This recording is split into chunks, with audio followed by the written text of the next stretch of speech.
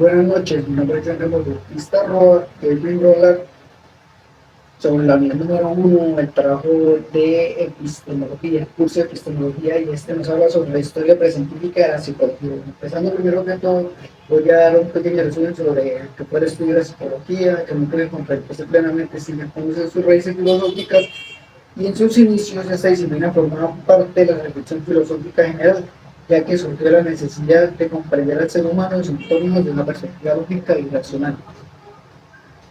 Bueno, empezando primero que todo con los primeros temas de la número uno, nos habla sobre la psicología como parte de la filosofía, que surge con una necesidad de explicación lógica y racional, y la reflexión filosófica como vía de comprensión del mundo y del ser. Nos habla también sobre las funciones iniciales de la conciencia, que nos da a nombrar como sobre organizar el mundo, nombrar objetos, y nace de una forma primitiva de la ciencia. También nos habla sobre los filósofos presocráticos destacados, que eran como Heraclito, que nos habla sobre el conocimiento entre por los sentidos, y Parmenides, que era de la vía del conocimiento, verdad y opinión. Pero en este contexto de los filosóficos presocráticos desempeñaron un papel crucial, pues el objetivo principal era encontrar el arte, es decir, el principio fundamental de todas las cosas. Y Protágoras también, que nos decía que todo cambia, no hay verdades absolutas, y Empedocles nos habla sobre la teoría de los cuatro elementos. Tengo escrito sobre la teoría atómica, el psique y la percepción. Bueno, nosotros pasamos con los filósofos clásicos que eran Sócrates, Platón, Aristóteles, y esto nos deja, por así decirlo, una idea que Sócrates nos dejó no dejó escrito, pero fue un maestro de Platón. Platón fue fundador de la academia, y nos da teorías de las ideas, dualismo corporal, y Aristóteles mencionado como parte del bloque clásico. Bueno, vamos a pasar a la segunda parte de esta línea, que nos habla sobre la mayéutica, que es un método socrático. El método basado en la ignorancia como punto de partida. Tres frases según Platón: construcción, conjetura, desconstrucción y reconstrucción. Bueno, nos habla sobre la refutación y el descubrimiento guiado. También nos habla sobre las teorías de las ideas de Platón, que es un mundo sensible imperfecto, cambiante, percibido por los sentidos, que es un mundo intangible, eterno, perfecto, formado por ideas puras. El alma inmortal, prisionera del cuerpo, retorna al mundo de las ideas tras la muerte. Nos habla también sobre los mitos, que nos habla sobre el mito del carro alado, y nos habla de esto nos dice claro. Nos dice que el alma es comparada con un carro alado, que el jinete es la razón, el caballo bueno es el impulso positivo y el caballo malo es el impulso negativo. Representa la lucha interna por alcanzar el equilibrio también. También se habla sobre la dualidad del ser humano, que es Metachi, y el ser humano vivo entre el ser humano vive entre Dios, animal, inmortalidad y inmortalidad, y la libertad y la necesidad. Bueno, en resumen, un pequeño resumen así corto, los aportes filosóficos desde los presocráticos hasta los clásicos constituyeron la base del pensamiento psicológico, y sus reflexiones nos dejan la razón, y la sociedad sigue siendo fundamental para comprender al ser humano como sujeto de estudio. Bueno, también nos habla sobre las facultades del alma según Platón, que es la facultad la que nos deja las características, la concupiscencia que nos deja la parte vegetativa, impulsos, pasiones, necesidades biológicas, el afecto que nos habla sobre la parte positiva, que es las emociones y la voluntad de afectos, y la razón, que nos habla sobre la parte intelectiva, que es lógica, conocimiento y pensamiento, de naturaleza social. Bueno, el ser humano necesita la sociedad para sobrevivir y desarrollarse. La ciudad estaba como forma ideal de organización social. En la República, Platón describe una sociedad ideal, que es de artesanos, que nos habla sobre el alma compusible, los guerreros del alma afectiva y los gobernantes del alma racional. Bueno, finalmente considerar la organización social ideal en la República, o sea, Platón ejerció su concepción integral del ser humano como un ente, ¿cómo lo digo? Un ente político, ético y racional. Bueno, esta visión pues, nos deja que aportó no solo a la filosofía, sino también a la psicología. Y por eso pues, se puede decir que va de la mano de la psicología a comprender que el desarrollo individual está profundamente ligado al entorno social.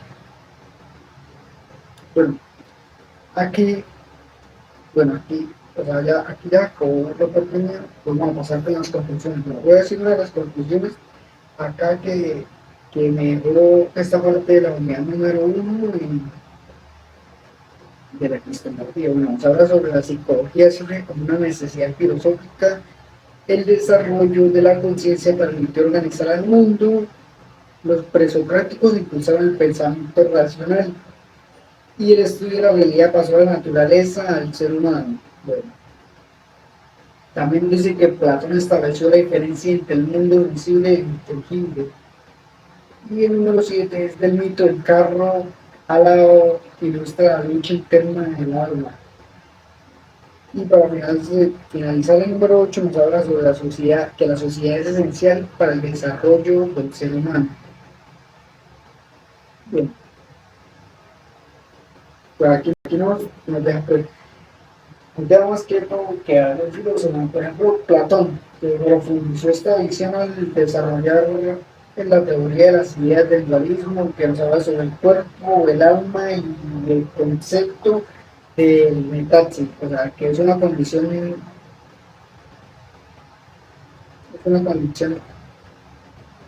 alternativa, o sea, es una condición alternativa o intermedia entre lo divino y lo terrenal, a través de las alegorías como el mito del carro alado, y también explicaron la lucha interna que el mito del carro alado nos habla, o sea, nos da a entender sobre la lucha interna que tiene el alma, o sea, entre la razón y el deseo. Y esto nos deja que esto nos establece una estructura bipartida del alma compusicente, ¿cómo se dice? Complicente, afectiva y racional. Bueno, y por aquí ya está la referencia. Y bueno, esta fue mi sustentación de mi parte de la unidad número uno del programa de epistemología. Muchas gracias y que tengan buen día.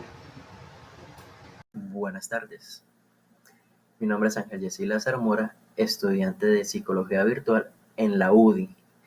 Hoy vengo a hablarles sobre la unidad 2, que trata principalmente sobre las corrientes del pensamiento científico. Empezamos. Principalmente habla sobre corrientes fenomenológicas, y esta se basa en 4 subtemas muy importantes, como son la fenomenología, la hermenéutica, la filosofía del lenguaje y el falsacionismo. Pero antes de indagar en estos 4 subtemas, vamos a hablar sobre qué son corrientes fenomenológicas. Las corrientes fenomenológicas son un conjunto de ideas y métodos filosóficos que estudian cómo las personas perciben y experimentan el mundo. Ya teniendo como una breve introducción sobre esto, empecemos a hablar sobre los subtemas. ¿Qué es la fenomenología? La fenomenología tiene como fin estudiar los fenómenos, explicar qué son, dónde se originan, dónde se dan, de dónde provienen. Se dice que los fenómenos están presentes en la mente sin prejuicios y sobre todo sin preocupaciones. ¿Qué quiere decir esto? Les voy a dar un ejemplo para que sea más sencilla para ustedes entender. Un ejemplo sería como cuando nos encontramos tristes. ¿Qué pasa cuando estamos tristes? Empezamos a tener pensamientos tristes, ¿verdad? Empezamos a pensar, no sé, cosas tristes, canciones tristes, pensar qué pude haber dicho en ese momento para no llegar a donde estoy, cómo pude cambiar esto. ¿Dónde estaría yo en este momento si no hubiera dicho lo que dije? ¿Estaría mal? ¿Estaría bien? Eso es fenomenología. Ahora vamos a hablar de hermenéutica, perdón. Se define como una corriente filosófica, una corriente que es aplicable al análisis de los humanos para entender sus intenciones, el saber por qué hacen algo, el por qué hacen esto, el cómo actúan hacia esto. Esta corriente tuvo un aporte sociohistórico muy importante en el cual Friedrich Schleiermacher propuso que la hermenéutica es un saber práctico. ¿Por qué? Les voy a dar un pequeño ejemplo. Por ejemplo, como cuando leemos una obra literaria, un libro. ¿Cómo aplicamos la hermenéutica? Ustedes preguntarán. ¿Qué hace el autor para hacer que nosotros entendamos o las intenciones del autor para hacernos saber cómo se siente el personaje de la historia? Para enseñarnos el contexto histórico. O sea, simplemente leyendo un libro ya estamos aplicando la corriente filosófica hermenéutica, ya que estamos intentando pensar qué quiere expresarnos el creador y dónde es su contexto histórico basado en la historia. Ahora vamos a hablar sobre la filosofía del lenguaje. Esto es una disciplina, no una corriente ni tampoco una teoría. Es la que se encarga de investigar la naturaleza del lenguaje, el significado de una palabra, de alguna expresión o de cómo se determina. Para que lo entiendan mejor, les voy a dar un pequeño ejemplo. Estoy feliz con el partido. Estoy feliz aunque perdimos el partido. ¿Ven cómo cambia un texto con una simple palabra? Esto es la filosofía del lenguaje. Buscar cómo las palabras, dependiendo del contexto en el que se utilizan, cambia. Esto es la filosofía del lenguaje. Saber el por qué cambian, qué impacto tienen, todo esto. Ahora, el falsacionismo. ¿Qué es? Esto es una teoría que fue propuesta por Popper. La idea principal de esta teoría es que si una teoría es verdadera, puede demostrarse que es falsa. Fácil y sencillo. Ejemplo, la teoría de la evolución. ¿Por qué la teoría de la evolución? Fácil. Puede ser puesta a prueba, puede tener observaciones y puede demostrarse que es falsa con otros méritos. ¿Por qué? Existe la teoría de que fuimos creados por el Big Bang, que somos descendientes de Adán y Eva. O sea, existen muchas formas de demostrar que esa teoría puede ser falsa. Y de esto se basa el falsacionismo. Ahora, vamos a hablar de las corrientes filosóficas, que se basan en tres principales: el racionalismo, el empirismo y el positivismo. ¿Qué son? ¿Qué es el racionalismo? El racionalismo es un movimiento filosófico que promueve a la razón como su principal conocimiento. Dice que todo el conocimiento humano viene de la razón y de la capacidad de razonar. Para que entiendan, un ejemplo clásico y verdadero para que ustedes entiendan es la mítica frase de René Descartes: primero pienso, luego existo. Esto nos da a entender o nos enseña la idea de que el pensamiento y la duda son la base de la certeza. Esto es el racionalismo. Ahora, el empirismo. ¿Qué es? Es una corriente filosófica que enfatiza y evidencia su, ¿cómo decirlo? Su percepción. Es cómo se forman las ideas, cómo se consigue el conocimiento y de dónde provienen las ideas, cómo es que podemos pensar, de dónde salió mi idea, de dónde se promovió este pensamiento que tuve.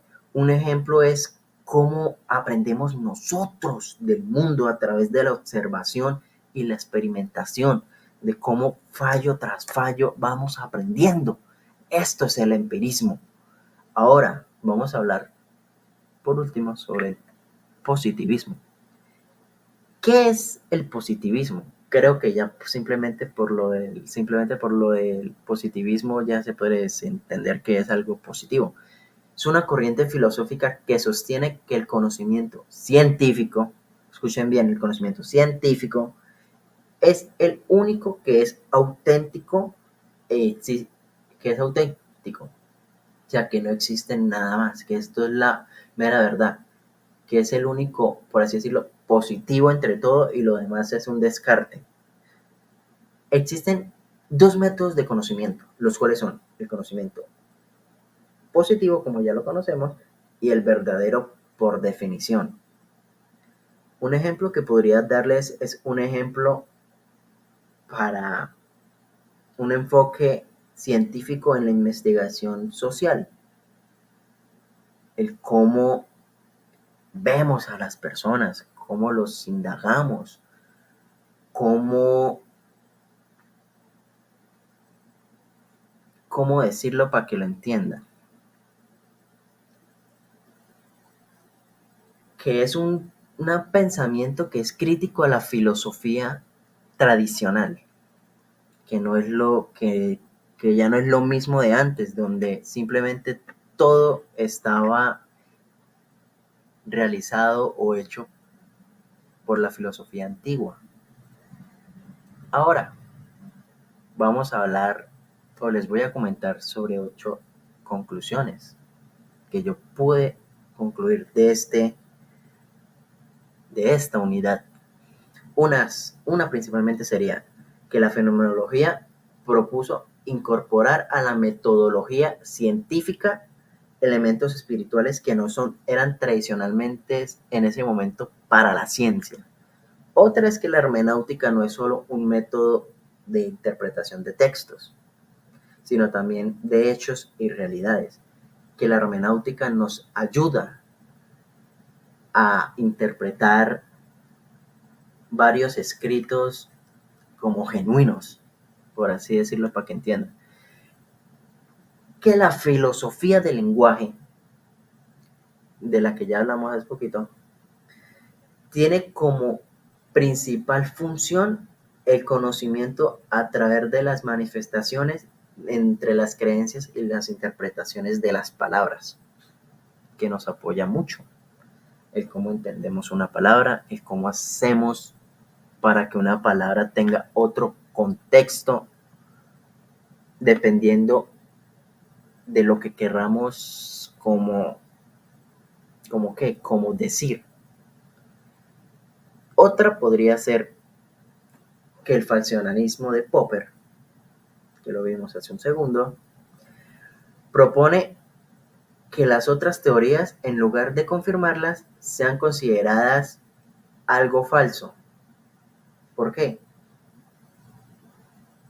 Porque si una teoría no ha sido o puede ser considerada falsa o promover que sea falsa, no es genuina. Todo pensamiento, toda razón, toda opinión, toda teoría, toda opinión debe tener una forma de ser falsificada para que pueda considerarse que es verdadera. Esa es la metodología que tenía Popper. Que las corrientes científicas como el racionalismo, el empirismo, el positivismo, las fuerzas filosóficas dominantes eran las principales hasta finales del siglo XVIII, hasta que empezaron a llegar otro tipo de corrientes científicas como las que ya tenemos hasta el día de hoy. Que el empirismo enfatiza que el conocimiento que nosotros tenemos se adquiere únicamente a través de la experiencia, negando la existencia de ideas innatas. Y entre estas otras muchas conclusiones que puedo seguir sacando. Este fue un trabajo o una unidad que me gustó mucho, pero es momento de pasar con la unidad 3. Aquí les vengo a dejar a mi compañera Juliana para que le hables sobre la psicología como ciencia en evolución histórica, teorías y métodos de investigación. Si me disculpan. Bueno, hola, mi nombre es Juliana León y hoy quiero compartir con ustedes un recorrido breve pero muy importante por la historia y la evolución de la psicología como ciencia. Vamos a entender cómo pasó de ser parte de la filosofía a convertirse en una disciplina científica. Y también conoceremos las principales corrientes psicológicas que han ayudado a construir lo que hoy entendemos como mente y comportamiento humano. Hacemos aquí la diapositiva. Bueno.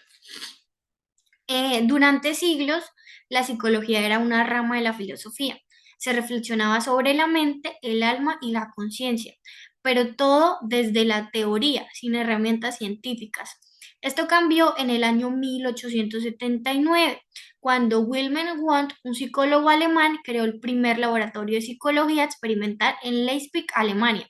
Este momento se considera el nacimiento oficial de la psicología como ciencia. Bueno, Wundt propuso que la mente se podía estudiar de forma sistemática usando un método llamado introspección experimental, que consistía en observar nuestros propios pensamientos de manera precisa. A partir de ahí, la psicología comenzó a desarrollarse como una ciencia que investiga los procesos mentales y el comportamiento humano de forma objetiva. Bueno, ahora bien, a lo largo del tiempo surgieron varias formas de entender y estudiar la mente, que dieron origen a lo que conocemos como corrientes psicológicas. Vamos a conocerlas.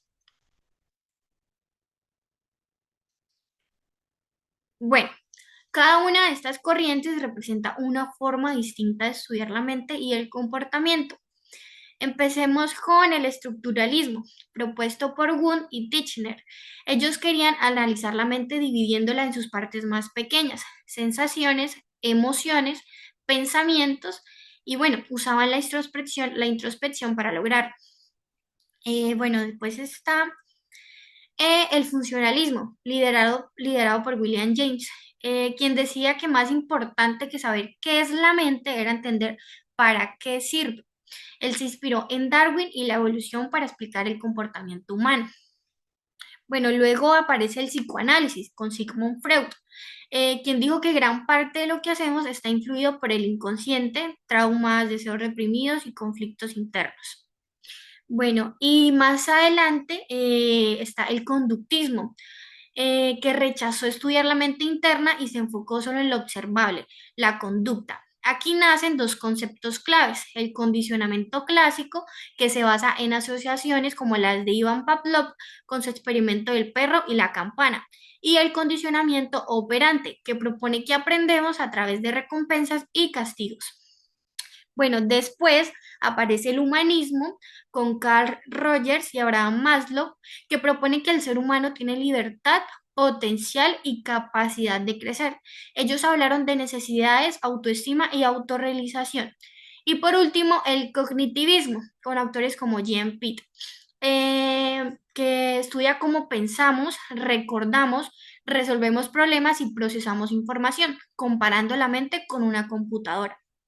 Bueno, todas estas corrientes han aportado elementos valiosos para entender al ser humano desde diferentes perspectivas y muchas de ellas siguen influyendo hoy en día. Bueno, entonces, pues después del desarrollo de las principales corrientes, la psicología no se quedó quieta. En el siglo XX y el siglo XXI ha seguido creciendo y hoy ya no hablamos de una sola manera de estudiar al ser humano. Lo que vemos es una integración de enfoques cognitivo, conductual, humanista, biológico, entre otros. También ha surgido nuevas áreas muy importantes. Por ejemplo, la psicología social estudia cómo nos influyen los demás. La psicología evolutiva analiza cómo cambiamos a lo largo de la vida. La neuropsicología se enfoca en la relación entre el cerebro y el comportamiento. Y la psicología positiva promueve el bienestar, la felicidad y el comportamiento humano. Bueno, además la psicología ya no se limita a solamente terapia, hoy se aplica en muchos campos, la educación, el trabajo, el deporte, la medicina, la publicidad e incluso en desarrollos de tecnologías. Bueno, gracias a los avances científicos también se ha comenzado a usar inteligencia artificial, neuroimagen y análisis de datos para entender cómo funciona la mente. Así como podemos decir que la psicología es una ciencia viva que se adapta a los tiempos y sigue evolucionando. Bueno, después de recorrer este camino, podemos decir que la psicología ha tenido una evolución impresionante. Nació como parte de la filosofía, pero logró consolidarse como una ciencia en 1879, cuando Wundt abrió el primer laboratorio psicológico. A partir de allí fueron surgiendo diferentes corrientes como el psicoanálisis, el conductismo, el humanismo y el cognitivismo, entre otras. Cada una aportó su visión sobre cómo funciona la mente y el comportamiento humano. Bueno, lo interesante es que ninguna corriente tiene la verdad absoluta, todas se complementan y eso es lo que hace tan rica la psicología. Bueno, hoy en día es una ciencia moderna viva que se nutre de muchas disciplinas y que está que está presente en nuestras vidas, en la educación, en el trabajo, en la salud e incluso en cómo interactuamos con la psicología. Y lo más bonito de todo esto es que sigue creciendo, adaptándose a los cambios del mundo y ayudándonos a entender mejor como seres humanos. Bueno, las conclusiones. Bueno, y con esto cerramos nuestro recorrido por la unidad 3. La psicología es mucho más que una ciencia, es una herramienta poderosa para entendernos a nosotros mismos y a los demás. Espero que esta presentación les haya ayudado a comprender cómo surgió la psicología, cómo se fue transformando a través del tiempo y por qué hoy sigue siendo tan necesario en todos los aspectos de la vida. Gracias por su atención y chao.